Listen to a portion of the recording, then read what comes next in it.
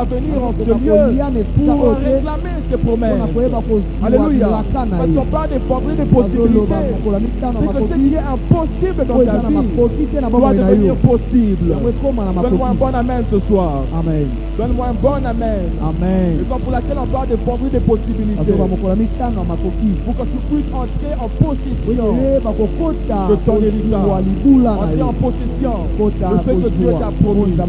Alléluia. Alors quand vous voyez ce texte que nous venons de lire, nous voyons un homme qui s'appelle Josué. Cet homme, c'était celui qui a succédé à Moïse. C'était un homme qui avait la mission de faire entrer le peuple d'Israël jusqu'à la terre promise. Alors pendant qu'ils sont dans la terre promise, alors le peuple d'Israël devait se battre pour entrer en possession de son héritage. Alléluia. Je les vois en Josué qui entre en possession de son héritage. La Bible est en train de dire ceci, que Josué n'avait pas négligé les paroles que l'Éternel avait dit à Moïse. Que Josué n'avait pas négligé les paroles que Moïse avait reçues de la part de l'Éternel. Il n'avait pas négligé cela. Ça lui a permis d'entrer en possession du pays que l'Éternel les avait promis. Alléluia. C'est pourquoi généralement on n'entre pas en possession de choses que Dieu t'a promis. C'est parce que tu as l'habitude de négliger les instructions que tu as reçues. Alléluia.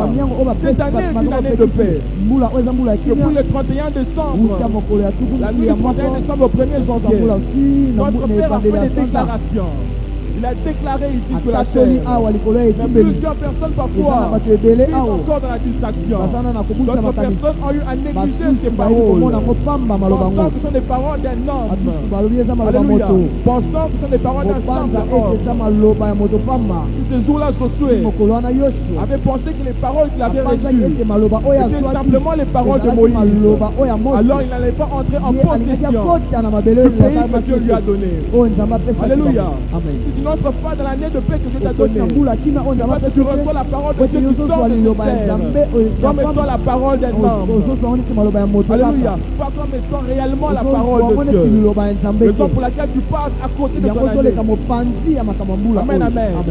Je n'aimerais pas que tu passes à côté de ton année. J'aimerais que tu puisses entrer en possession de ce que Dieu t'a promis. Alléluia. Combien de personnes ont reçu l'instruction depuis le 1er janvier? Nous avons prêché, enseigné, réenseigné dans ces chaînes. Est-ce que tu prends en considération tes paroles? Est-ce que tu as l'habitude de noter les paroles que Dieu te donne? Est-ce que tu as l'habitude de les méditer? Alléluia. Amen. Combien d'actions de grâce as-tu posées? Amen, amen. On a dit c'est une année de paix par des actions de grâce. Combien d'actions de grâce as-tu posées? On a dit ne vous inquiétez de rien. Mais tu vis dans les inquiétudes. Est-ce que tu as arrêté de t'inquiéter? Et si tu n'entres pas dans l'année de paix, tu as des pensées qui sont des slogans. Et combien de ces personnes qui le vivent? Amen, amen. Raison pour laquelle je suis en train de dire il dit mais pourquoi jusqu'à quand vous allez négliger les promesses que Dieu vous a données? Jusqu'à quand vous allez négliger votre héritage? Amen, amen. Il y avait 7 tribus sur les 12. Il y avait 7 tribus sur les 12 qui avaient négligé leur héritage. Il y avait d'autres tribus qui étaient entrées en possession de leur héritage. Comme d'autres personnes qui ont pris à cœur les paroles qui sortent de cette chaîne, qui sont en train d'entrer dans l'année de paix. Il y a d'autres personnes aussi qui sont en train de négliger leur héritage. Et ce soir, je viens comme Josué pour te dire, jusqu'à quand vas-tu négliger l'héritage que Dieu t'a donné? Jusqu'à quand vas-tu les négliger? Jusqu'à quand vas-tu les négliger? Amen, amen. Amen, amen. Mais il y avait des personnes qui ont eu à négliger cela. Ils sont pas entrés en possession. Et Josué vient pour le dire. Jusqu'à quand vous allez négliger? Nous sommes au mois de juillet, au 7e mois. Bientôt nous allons entrer au 8e mois. Jusqu'à quand vas-tu négliger les promesses que Dieu t'a données? Les promesses que Dieu t'a données. Amen, amen. Amen, amen. Est-ce que les paroles que tu reçois, tu les reçois comme étant les paroles de Dieu, tu les reçois comme étant Alléluia. Parce que pendant que vous êtes là, les serviteurs de Dieu passent nuit et les nuits pour prier, pour aller au conseil divin, pour demander à Dieu, Seigneur, quelle est la nourriture à communiquer au peuple. Mais lorsqu'on communique cette nourriture, généralement, on néglige chaque parole. On fait du mal en possession de ce que Dieu t'a donné. Donne-moi un amen ce soir. Un bon amen ce soir. Alors par rapport à notre année de paix, nous avons dit ceci. Vous allez voir par exemple le peuple d'Israël qui était entré dans la terre promise. Ils avaient reçu la promesse dans la terre promise. Effectivement entré dans la terre promise. Ils ont pensé que la terre promise, il fallait croiser le bras. Alléluia. Et pourtant il y avait un travail de la part de ce peuple. Ils pensaient que tout serait facile. Et pourtant il devait combattre. Amen, amen. Il devait combattre. Alléluia. C'est pour laquelle tu dois chercher en Dieu en possession de ton héritage. Des personnes aussi, qui sont entrés dans leur terre promise, ils ont donné leur vie à Jésus. Ils ont reçu Jésus comme étant leur Seigneur et leur Sauveur personnel. Ils viennent à l'église et ils pensent que parce qu'ils sont juste reçu le Seigneur comme étant leur Sauveur et leur Seigneur, ils se disent, je peux croiser le bras. Et pourtant, il y a un prix qui doit payer. Il y a un prix que tu dois payer. Alléluia. Parfois tu normalises certaines choses qui te parlent dans ta famille. Parfois tu normalises certaines choses qui te parlent dans ta vie. Tu sais que ta vie n'est pas la vie que Dieu t'a promise. Il t'a promis une vie aussi glorieuse. Mais parfois tu es en train de négliger cela. Alléluia. Je les vois dans une famille. Des filles qui ne font que tomber enceinte. Elles ne se marient pas. L'église c'est la même chose. La théologie c'est la même chose. Ils commencent à normaliser cela. Alléluia. Ce n'est pas normal. Amen, amen. Tu es dans un travail. Tu n'as pas de promotion. Tu fais plusieurs années dans ce même travail. Tu dois mettre tout dans la volonté de Dieu. Amen, amen. Parce que plusieurs personnes disent, si je vis telle situation, c'est parce que Dieu l'a voulu. Tout n'est pas volonté de Dieu. Alléluia. Tout n'est pas volonté de Dieu. C'est parce que tu as normalisé certaines choses que ta vie est en train de prendre du retard. C'est parce que tu as normalisé certaines choses que tu n'arrives pas à posséder certaines choses. Alléluia. Le peuple d'Israël pouvait se dire, mais on croise le bras, on ne va pas entrer en possession de l'héritage. Il se disait, mais c'est la volonté de Dieu. Comme les gens entrés à la terre promise. Et pourtant, il fait des négligences. Alléluia. Il ne faut pas tout normaliser. Si tu es dans le chômage, depuis que tu es toujours dans le chômage, tu normalises cela, tu as quand tu voudras, il y a des choses que tu dois aller conquérir. Amen, amen. Parce que les choses visibles que l'on voit proviennent de choses qui sont invisibles. Tu dois poser certaines actions pour pouvoir saisir cet héritage, pour pouvoir entrer dans ta vraie destinée. Amen, amen. Entre dans ta vraie destinée. Arrête de normaliser la situation qui te présente devant toi. Arrête de normaliser les choses qui te présentent devant toi. Et réclame ces choses dans la présence de Dieu. Amen, amen. Comment se fait-il que tu as vécu une vie chrétienne, 5 ans, 10 ans, 3 ans de vie chrétienne, tu n'as jamais vécu le surnaturel? Lorsqu'on te parle d'apparition angélique, lorsqu'on te parle de la guérison, lorsqu'on te parle du parler en langue, toutes ces choses sont étranges pour toi. Alléluia. Et pourtant tu es appelé à vivre ces choses. La Bible dit que Élie était un homme de la même nature que nous. Tous ces hommes que nous voyons dans la Bible, ils avaient le sang comme toi, ils avaient le corps comme toi, mais ils ont expérimenté Dieu dans une autre dimension de puissance. Ils ont expérimenté Dieu dans une autre dimension d'impact, mais tu as du mal à l'expérimenter parce que tu normalises. Alléluia. Comment est-ce que tu as fait 3 ans de vie chrétienne? Même le rhume tu n'arrives pas à guérir cela. Comment tu fais plusieurs années de vie chrétienne, tu as du mal à poser les mains à un malade. Comment est-ce que tu fais plusieurs années de vie chrétienne, tu as du mal à vivre la présence glorieuse de Dieu. Amen, amen. Tu as du mal à passer du temps dans la présence du Seigneur. Lorsqu'on parle de visions étranges pour toi, lorsque un frère vient te dire, Dieu m'a dit, tu dis non, ce sont des mensonges. Parce que tu négliges ces choses. Alléluia. Tu as tellement normalisé certaines choses dans ta vie. Et pourtant Dieu veut que tu puisses l'expérimenter, que tu puisses vivre cela. Dis à ton voisin, ce n'est pas normal que tu vives la vie que tu es en train de vivre. Dis bien à ton voisin, ce n'est pas normal de vivre la vie que tu es en train de vivre. Répète à ton voisin, ce n'est toujours pas la volonté de Dieu. Ce n'est toujours pas la volonté de Dieu.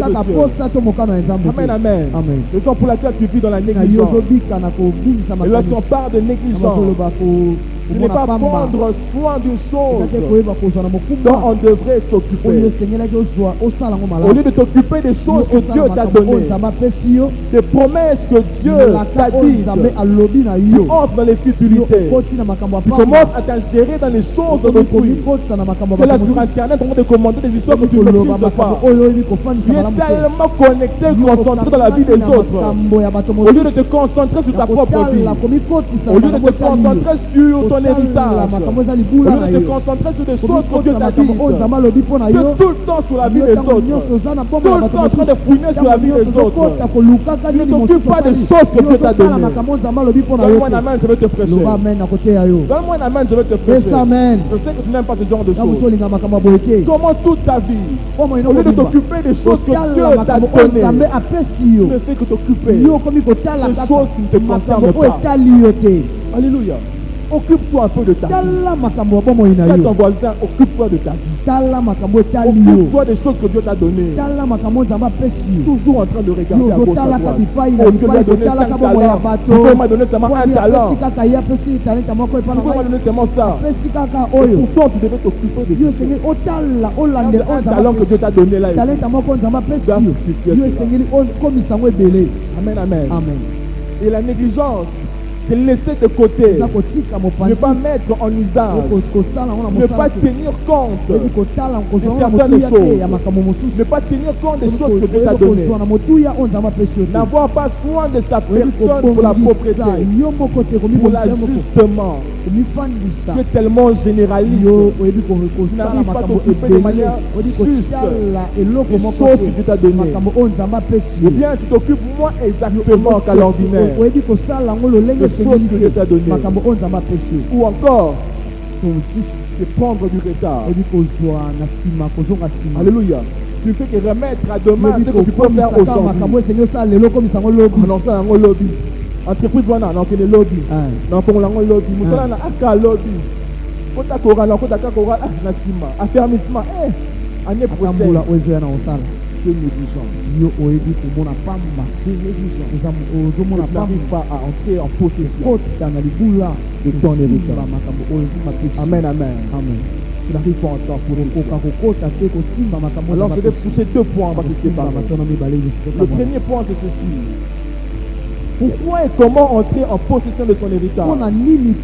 Parce que nous parlons de l'héritage.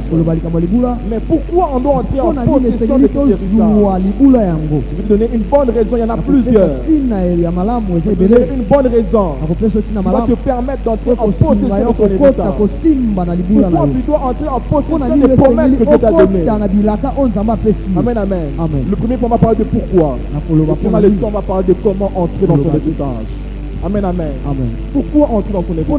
C'est ton voisin, pourquoi est-ce que je dois entrer en possession de mon héritage? Alléluia. Amen. Alors j'ai une raison à te donner. Afin de permettre au plan de Dieu ou à sa volonté, ou bien encore aux intérêts du royaume de Dieu, de se manifester sur la terre. Amen, amen. Je répète, tu dois entrer en possession de ton héritage pour que les intérêts de Dieu et la volonté de Dieu puissent s'accomplir sur la terre. Amen, amen.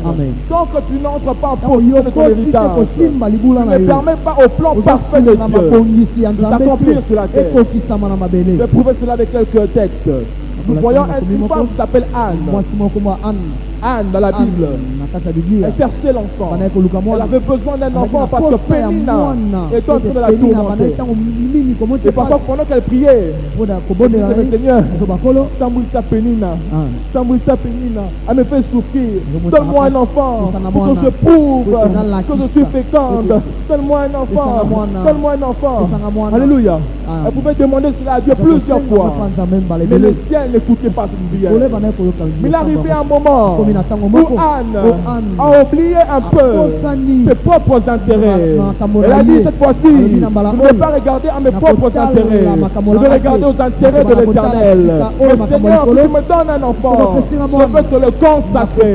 Le jour que Anne a pris la décision de consacrer son premier fils à l'Éternel, alors l'Éternel a dit, oui, tu n'as pas besoin d'un prophète. Tu vas introduire de roi. Tu n'as pas besoin d'un prophète. Tu vas introduire Saoul. Tu n'as pas besoin d'un prophète. Tu vas oindre David parce que ce sont mes intérêts. Alors Dieu a donné à Anne un fils. Alléluia. Quand tu pries le Seigneur, est-ce que tu pries pour tes propres intérêts ou bien tu regardes les intérêts de Dieu? Alléluia. Parce que Anne a prié. Elle a regardé les intérêts du royaume de Dieu. Elle a dit, ok, donne-moi Samuel. Je vais te le consacrer. Et Samuel n'était pas le moindre des prophètes. Amen, amen. Nous voyons des personnes comme Joseph. Joseph qui doit entrer en possession de son héritage. Dieu lui a promis la gloire. Alors il doit entrer en possession de son héritage. Ce n'était pas juste pour Joseph. Ce n'était pas pour son bon plaisir. Mais Dieu avait un plan au travers de la vie de Joseph. Il devait accomplir sur la terre. Raison pour laquelle Joseph devait entrer en possession de son héritage. Parce que si Joseph n'entre pas en possession, le pays d'Égypte va rester dans la famine. Si Joseph n'entre pas en possession de son héritage, alors son père va mourir de faim. Ses frères et sœurs vont mourir de faim. Alléluia. Et pourtant le plan de Dieu, ce n'est pas que Jacob puisse mourir de faim. Le plan de Dieu, ce n'est pas que Ruben puisse mourir de faim. Le plan de Dieu, ce n'est pas que Judas puisse mourir de faim. Parce que si Judas meurt de faim, il ne pourra pas engendrer de roi. Parce que si Judas meurt de faim, Jésus ne va pas venir. Le plan de Dieu, dans les intérêts de la vie de Joseph, c'était que le Christ devait venir. Alléluia. Il fallait que le salut de l'humanité puisse arrivé. Amen, amen. Dans l'élévation de Joseph, Dieu voyait le corps du Christ. Raison pour laquelle Jésus est appelé le lion de la tribu de Juda. Il devait descendre de Juda. Il y avait les intérêts de Dieu dans la vie de Joseph. Amen, amen. Amen, amen. Même dans Actes chapitre 2, les disciples sont fermes. Jésus leur promet le Saint-Esprit. Ils seront baptisés du Saint-Esprit. Alors ils commencent à prier pour cela. Ils cherchaient l'héritage, en possession de l'héritage que Dieu leur avait donné. Mais ce n'est pas juste pour eux. Lorsqu'ils entrent en possession de cet héritage, la Bible dit ceci: ils s'est mis à parler en d'autres langues. Ils sont sortis à l'extérieur. Il y a eu 3000 personnes qui ont donné leur vie à Jésus, qui ont donné leur vie au Seigneur. Parce que Dieu est en train de voir son plan. Il est en train de voir son église à partir de l'héritage qu'il avait reçu. Dieu ne voyait pas seulement ce peuple. Amen, amen. Alléluia. Si tu n'entres pas en possession de ton héritage, tu ne permets pas au plan de Dieu de s'accomplir. Raison pour laquelle il y a des personnes qui négligent même le parler en d'autres langues. Ils négligent le baptême du Saint-Esprit. Et pourtant le baptême du Saint-Esprit était peut-être le canal par lequel tu devais accomplir le plan de Dieu. Alléluia. Raison pour laquelle parfois tu ne pries pas bien. Quand il venait prier, prie pour tes problèmes, prie pour telle situation. Parfois tu vois généralement tes intérêts. Mais lorsque tu pries, en voyant d'abord les intérêts du royaume, ça va te permettre d'entrer en possession de ton héritage. Lorsqu'on dit entre en prière, tu n'auras pas besoin qu'un modérateur puisse te motiver pour cela. Ce sera exactement ce que tu es venu chercher. Alléluia. Alléluia. Amen. Je décrète et déclare que Dieu te donne ce que tu es venu chercher. Ton amen n'est pas arrivé. Je décrète et déclare que Dieu te donne cette promotion. Que l'Éternel te donne cette distinction que tu cherches. Que l'Éternel te donne le travail que tu es en train de chercher. Que l'Éternel te donne le mariage que tu cherches. L'Éternel te donne des enfants que tu es venu chercher. Afin que les intérêts du royaume des cieux puissent s'accomplir dans ta vie. Afin que les intérêts du royaume des cieux puisse s'accomplir sur la terre. Donne-moi un bon amen ce soir. Un bon amen ce soir. Dis avec moi, je reçois ces paroles. Je reçois ces paroles. Alléluia. Amen.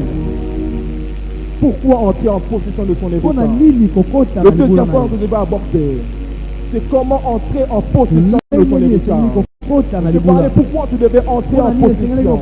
Je vais te parler maintenant pourquoi. Comment tu dois entrer en possession de ton héritage. Pourquoi? Comment tu dois entrer en possession de ton héritage. Pour entrer en possession de ton héritage, il n'y a pas que la part de l'Éternel. Il y a la part de Dieu. Il y a aussi ta part. Et tu dois payer le prix pour entrer en possession de ce que Dieu t'a promis. Pour entrer en possession de ton héritage, tu dois apprendre à payer le prix. C'est pour laquelle nous voyons un homme qui s'appelle Jacob. La Bible dit ceci.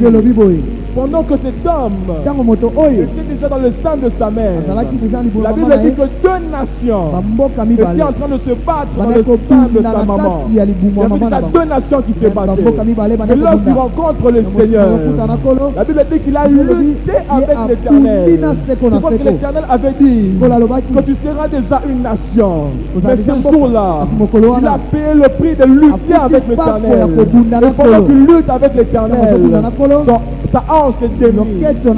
Alléluia. Il a payé le prix. Et ce jour-là, Dieu lui a dit, tu ne seras plus Jacob, mais tu seras Israël. Parce que la nation que devait porter le nom d'Israël, le nom de Jacob. Il est entré en possession de choses que Dieu lui avait données. Parce que cet homme a eu à payer le prix. Amen, amen. Je vais donner quatre façons pour entrer en possession de ton héritage. La première des façons, je vais parler, c'est vrai que je parle des instructions et tout, mais je vais te parler de la sanctification. Est-ce que tu peux me répéter après moi, sanctification? La sanctification te permet d'entrer en possession de ton héritage. C'est pour laquelle vous allez voir une personne comme Marie. La Bible dit qu'une vierge devait être enceinte et devait enfanter le Shiloh. Amen, amen. Mais si ce jour-là, si Marie n'était pas gardée vierge, malgré que la grâce était venue vers elle, elle n'allait pas enfanter le Messie. Amen, amen. Elle n'allait pas entrer en possession des choses que Dieu lui avait données. Et donc pour laquelle vous allez voir un homme qui s'appelle Ruben. Ruben était le premier né de Jacob. Normalement, celui qui devait avoir la prééminence de tous ses frères. Il devait avoir la prééminence. Normalement, Jésus devait être appelé le lion de la tribu de Ruben. Mais il s'appelle le lion de la tribu de Juda. Vous savez pourquoi? Vous savez pourquoi? C'est parce que Ruben avait souillé la couche de son père. Et à cause de cela, il n'avait pas reçu la prééminence. Il n'était pas entré en possession de l'héritage que Dieu lui avait promis.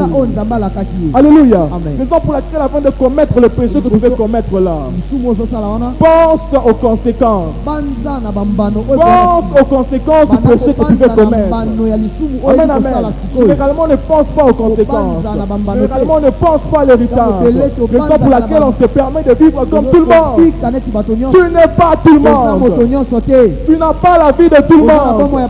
Tu as une destinée à préserver. Tu as une vie de Dieu à manifester sur la terre. Dieu t'a dit, par tes mains, les malades seront guéris. Mais les mêmes mains, tu dois imposer les mains aux malades. Ce sont les mêmes mains que tu utilises pour aller voler.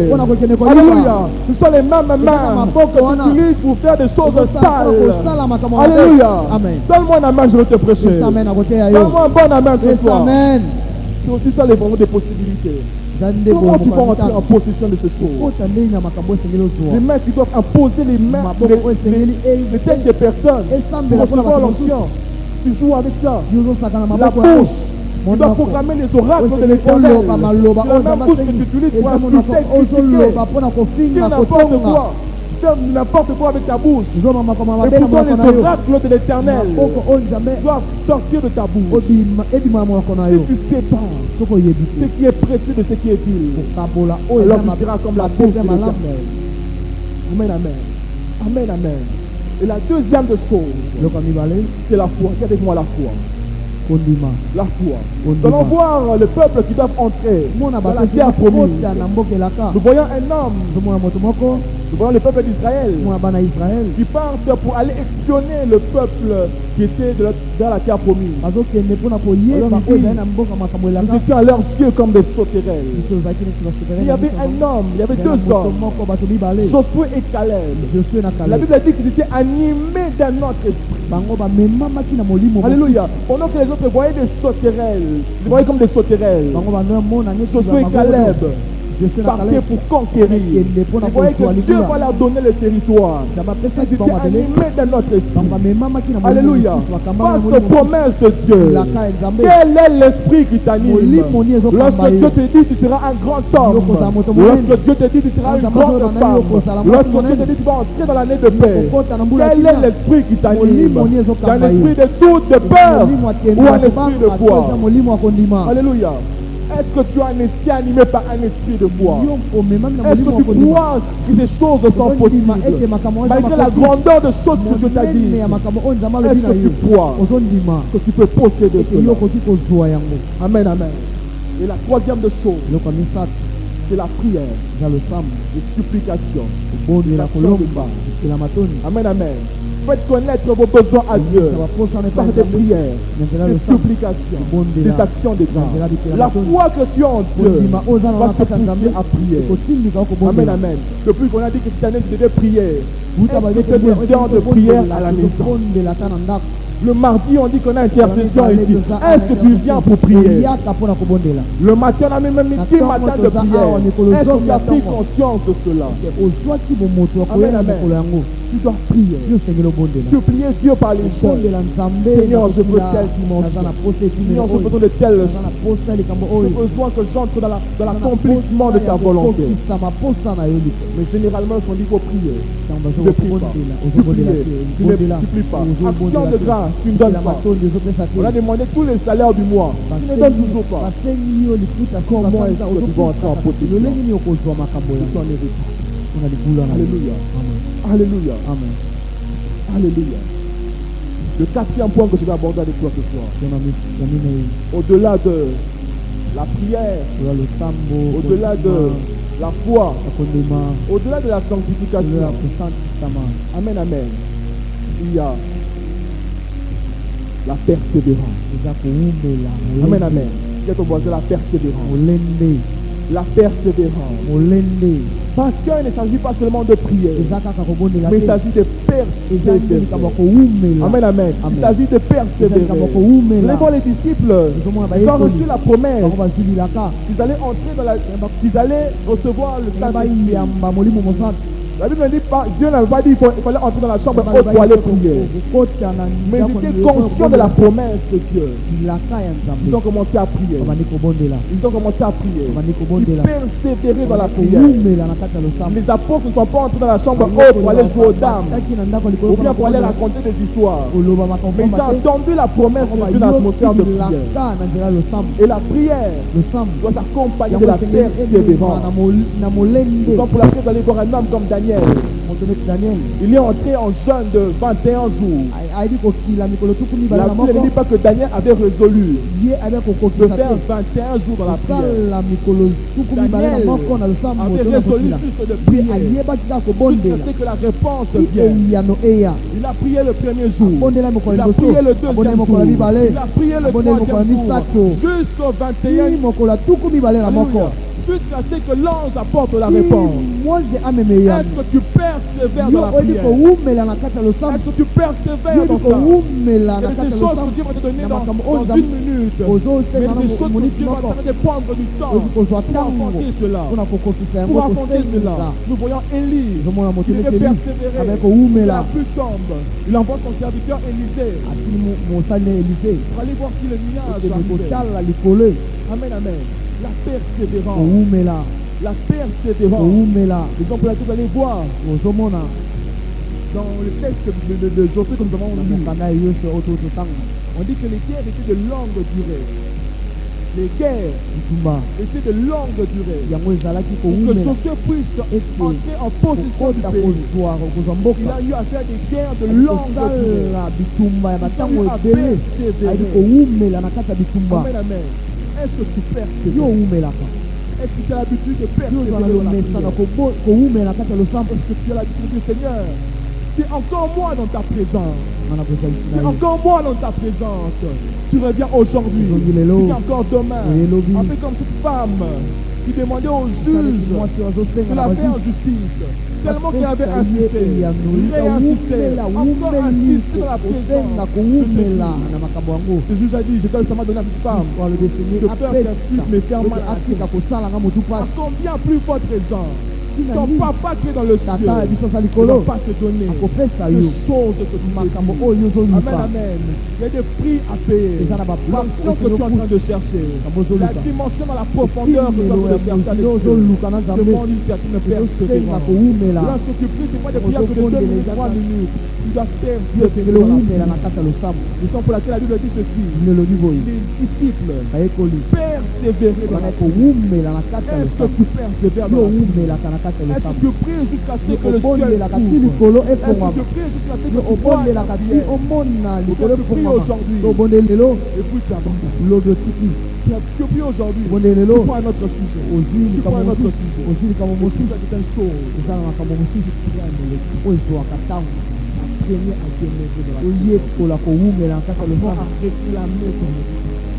Parce que les choses invisibles proviennent des choses visibles. Les choses invisibles proviennent des choses invisibles. Je suis encore là. J'ai encore besoin de toi. J'ai besoin que tu me remplisses. J'ai besoin d'un réveil dans ma vie. J'ai besoin de promotion. Je suis en train de prier. Je suis en train de déclarer. Tu fais des jeûnes et des prières. Tu persévères. Tu médites ta parole. La parole de Dieu. Tu es toujours là. Peu importe le temps. Peu importe les difficultés. Peu importe la faim, peu importe la fatigue, même lorsque tu n'as pas envie de prier, tu es en train de persévérer. Même lorsque les choses vont mal, tu es en train de persévérer. Même lorsqu'on t'annonce une mauvaise nouvelle, tu persévères. Seigneur, jusqu'à ce que tu vas m'exaucer, jusqu'à ce que tu vas entrer en position de mon état. Alléluia. Amen. Jusqu'à ce que tu vas entrer en position de mon état. Tu dois persévérer. Jacob va lutter avec Dieu. Jacob vient pour bouger dans l'âme. Jusqu'à ce que Dieu change. Est-ce que tu persévères? Tu dois entrer en position de mon état. Peu importe les adversités. Seigneur, permets-moi d'entrer dans mon état.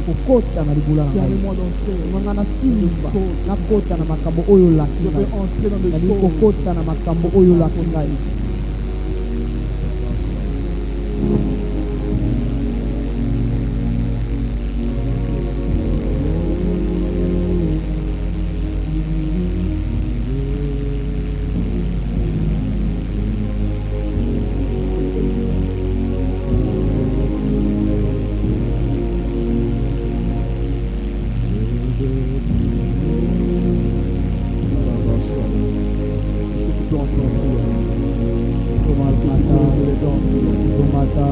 de persévérer en prière. Si ce message pareil ne peut pas te laisser,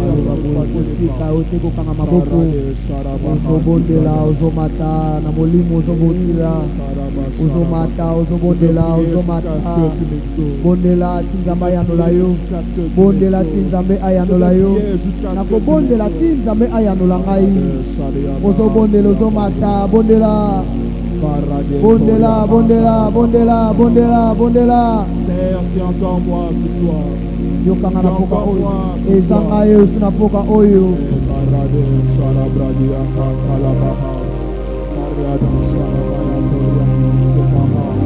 est-ce que tu peux monter en prière? Est-ce que tu peux saturer ce lieu par tes paroles?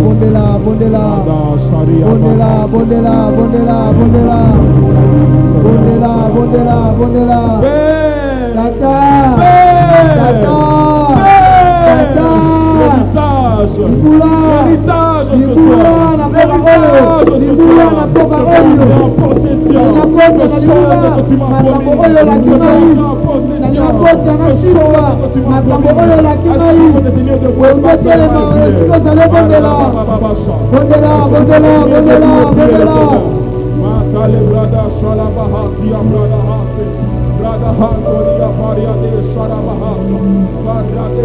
est-ce que tu peux prier? Pas les mains et prie.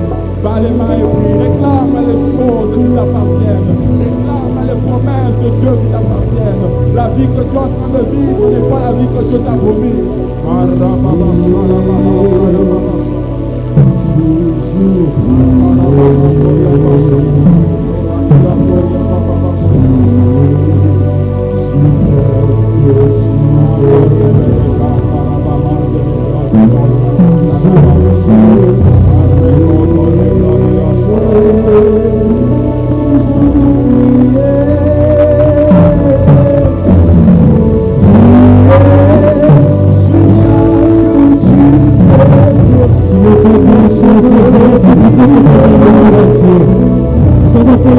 Tu dois réclamer ton héritage ce soir.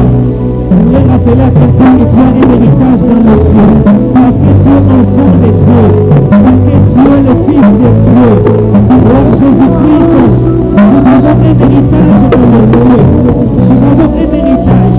Et ce soir, Dieu te demande de dire tu acclames cela. Tu es Dieu mon héritage. Nous sommes héritiers. Nous sommes héritiers de Christ.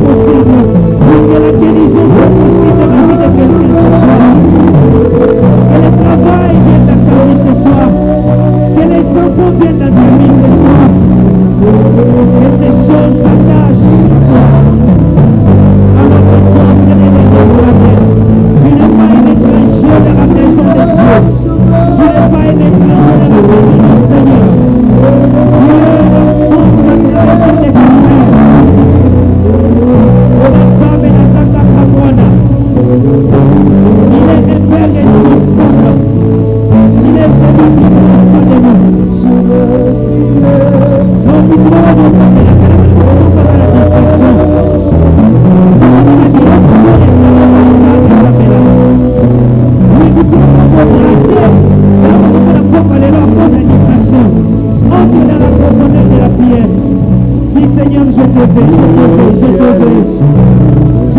ce soir. Oh le Dieu fidèle. Père, tu nous envoies cette parole pour nous rappeler que nous avons un héritage dans le ciel.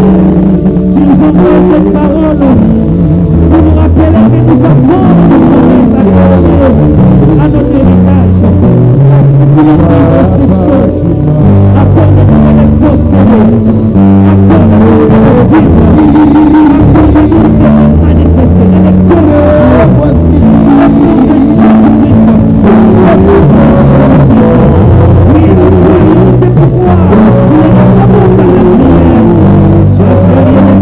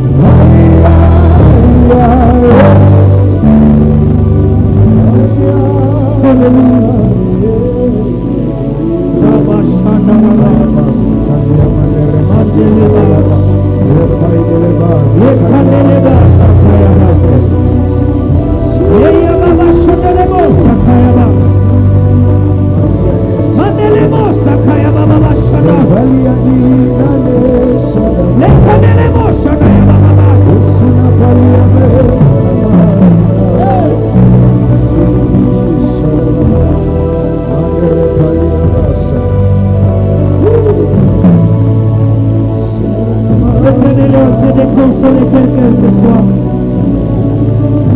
que tu es venu ce soir dans la présence de Dieu. Je déclare et je proclame que tu reçoives ce que tu es venu chercher au nom de Jésus-Christ. Que la gloire de Dieu se manifeste dans ta vie. Que la bénédiction de Dieu qui plane sur cette église t'accompagne dans tout ce que tu fais. Pour l'Éternel, nous te rendons gloire et honneur. Parce que nous savons que tu es un Dieu fidèle.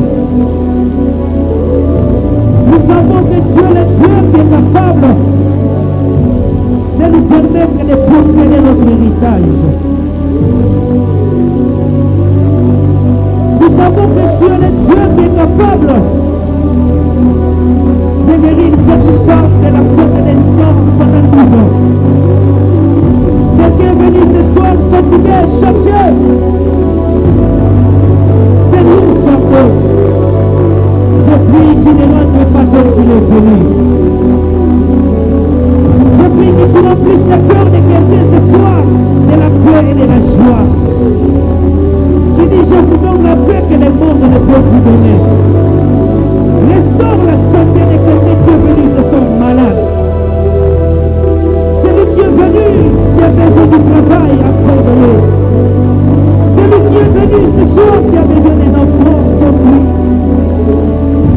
Que le ciel soit ouvert à notre faveur.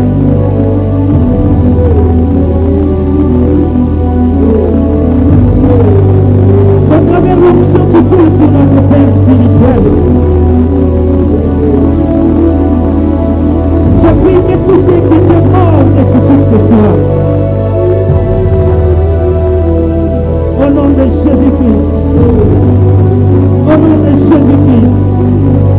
Au nom de Jésus-Christ. Reçois la guérison au nom de Jésus-Christ. Reçois la visitation au nom de Jésus-Christ. Reçois le travail au nom de Jésus-Christ. Reçois la vie, toi qui étais mort au nom de Jésus-Christ.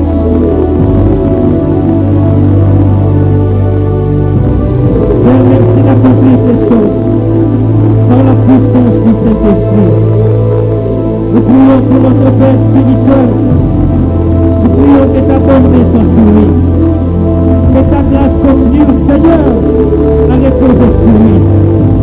Bénis toute sa famille, maman et tous ses enfants. Je prie pour tous les serviteurs de Dieu, Seigneur. Merci pour ta grâce et ta bonne merci. Soyez. Et tout le peuple de Dieu qui est venu te chercher, les enfants, les écoliers, les adolescents, les jeunes, les papas et les mamans qui sont venus ce soir dans ta présence. Je prie que ta grâce se localise. Au nom de Jésus-Christ. Que quelqu'un qui est venu te chercher ce soir dise que j'ai vu Dieu face à face et mon âme a été sauvée.